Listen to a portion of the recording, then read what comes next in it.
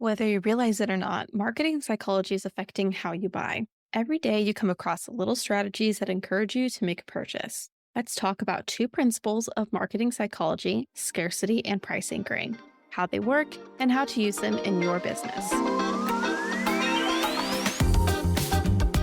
Being an online business owner is full of ups and downs. Some days you can't imagine going back to your 9 to 5, and other days you want to burn your whole business to the ground. We get it. Welcome to Chaos to Conversions, a podcast of practical, no BS strategies to grow your online business.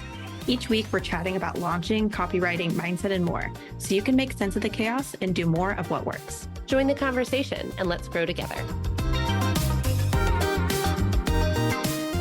Welcome back to Chaos to Conversions. To start this episode, I think it's important to say that marketing isn't about tricking people.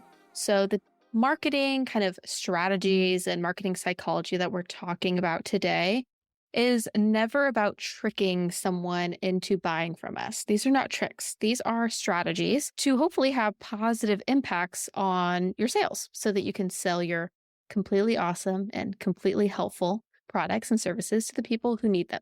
With that in mind, let's talk about two principles of marketing psychology. And let's start with scarcity. So there's a good chance you've heard of scarcity in marketing before, but it's the idea that when there's a limited number of something or a limited time frame for something, people will make a decision faster. People also might see that something is more valuable because they have a limited window of opportunity to buy it or to buy it at that particular price. I think scarcity is a really good tool to use, especially when you're launching or you want to encourage someone to buy now. So, for example, let's say that you have a cart that closes in a few days. You might instill scarcity in a few ways. First, maybe you cap the number of people who can join your membership or your program. So that creates some scarcity because there's a limited number of something. Or maybe you're giving a freebie to only the first 10 people who join. So again, scarcity because there's a limited amount of people. Or maybe you use the limited amount of time kind of strategy. And so you say there's only going to be a freebie if you join in the next 24 hours. Scarcity doesn't have to be for a launch, though. Maybe you're doing a special sale or promotion, could be for services, digital products, again, your membership. Maybe you just came up with a brand new service or product. And so you would love to get as many people to buy it now because it's new and there's a lot of hype around it. And so again, you can implement scarcity in some way by saying for a limited time, maybe there's a discount. For a limited time, anyone who buys gets a bonus, something like that. You see scarcity outside the small business space as well. So it's not just an online entrepreneur thing. And this might be one of those things that you don't realize it's happening to you because we just see them all the time. So for example, when you're shopping online, you might see little notifications that say this item is hot, or this is in 50 people's carts, or there's only 10 left. And it's because they want you to make a decision fast. They want you to feel the scarcity that maybe by the time I go and try to buy it, it won't be available anymore. Brands will also release things in a limited quantity or for a particular season. And so this is another way to build in scarcity. For example, Stanley released special edition colors or like just special edition bottles in general for different seasons. They might do collaborations with people, and people will literally like maul each other over these in a Target. Starbucks also sees a huge increase in revenue every year when they do pumpkin spice season. And apparently, I've heard this, I think, on another podcast, but apparently they actually have made pumpkin spice season a little bit earlier every year because it's just that popular. But it's because it is, again, some scarcity is a limited time that you can buy it. Even if they are extending that time every year, it's still not all year long. And if you're like me, total pumpkin spice fan, and you can't argue with me about that. It's delicious. So things to consider before you use this tool. You never want to create fear or judgment around scarcity. So, for example, let's say you have a membership for those who are struggling with anxiety. You wouldn't want to promote scarcity by saying that this is their last chance to turn their anxious energy into something greater, or to tell them that if they aren't ready to take the leap, that they'll be stuck living with these feelings forever. And that might sound like a really extreme example, but it's easy to slip from scarcity into feelings of guilt or shame. And you can create scarcity, and you should create scarcity without making someone feel bad. You don't want them to think that if they don't do this thing you want them to do, they're going to suffer something bad or have a bad consequence because of that. Again, These are marketing strategies. These aren't trickery, right? This isn't a tactic to make someone kind of like pin them in a corner and make them buy. A different way that you could use scarcity in that example of like that course or membership for people struggling with anxiety is you could say, I know how much anxiety is controlling your life, and I hope you join me before midnight so that we can step into something new and leave anxiety behind for good. I'll be right alongside you for the next 6 weeks, helping you take that leap. This is much more positive. I'm not putting them down. I'm just showing them what could be better if they take this opportunity, and I'm reminding them that it is a scarce opportunity. It's only going to last until midnight until that opportunity is gone. Okay, let's look at another principle of marketing psychology. And this one is anchoring, otherwise called price anchoring. And it's when you set a reference point for pricing.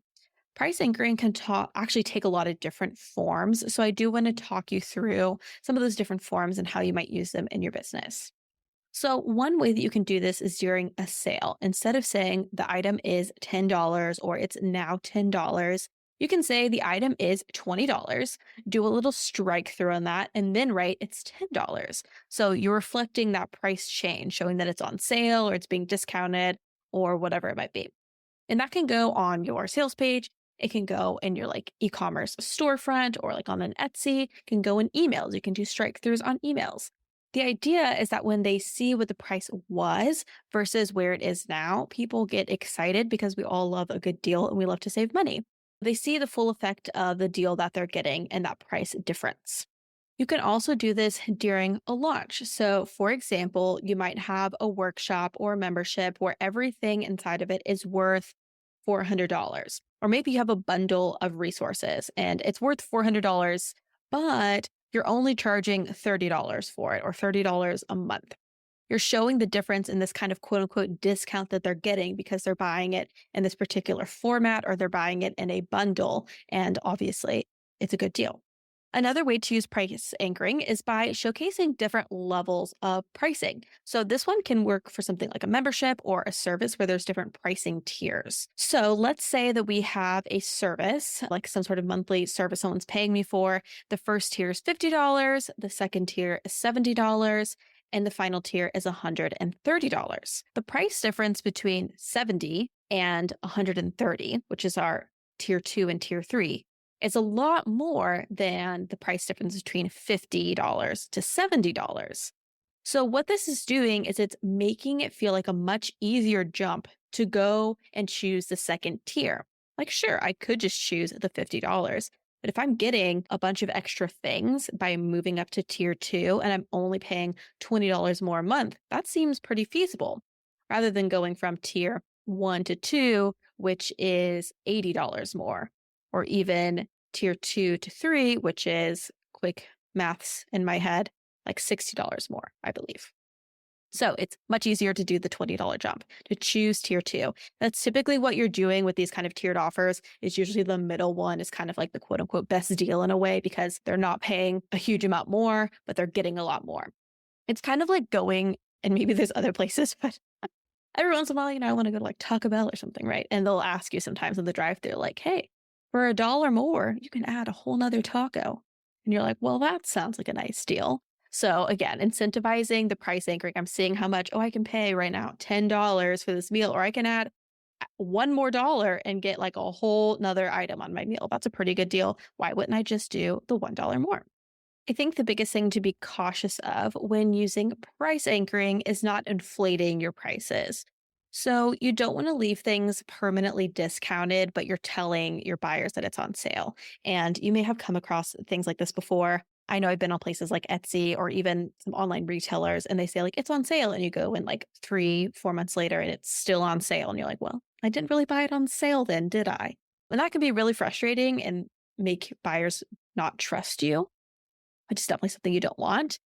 You also don't want to inflate the like supposed price of something. So for example, I talked earlier about if you have a workshop or a membership with $400 worth of resources inside, but you're only charging $30. We don't want to inflate that $400. So if you don't actually have $400 worth of resources inside, That's super dishonest to say that you do.